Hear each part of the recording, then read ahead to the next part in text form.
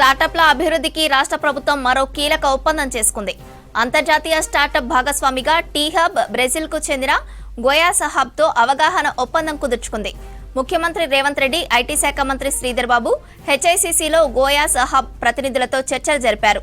ఆ తర్వాత T Hub foundation CEO Sujith, బ్రెజిల్లోని Goias state science technology innovation secretary Jose Frederick పై ఒప్పందం సంతకాలు చేశారు. ఈ ఒప్పందంలో తెలంగాణ స్టార్టప్లకు బ్రెజిల్లో అవకాశాలు, అలాగే బ్రెజిల్ స్టార్టప్లకు మన రాష్ట్రంలో అవకాశాలు లభిస్తాయి. ప్రధానంగా artificial intelligence, IT, agritech, health care, Biotech, mining రంగాల్లో పరస్పర సహకారం పంచుకుంటాయి.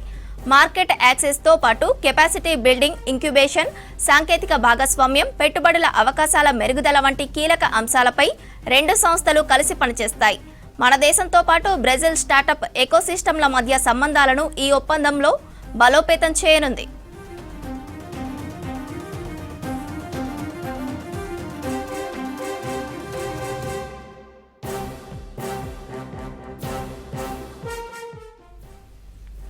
స్టార్టప్ల అభివృద్ధికి రాష్ట్ర ప్రభుత్వం మరో కీలక ఒప్పందం చేసుకుంది.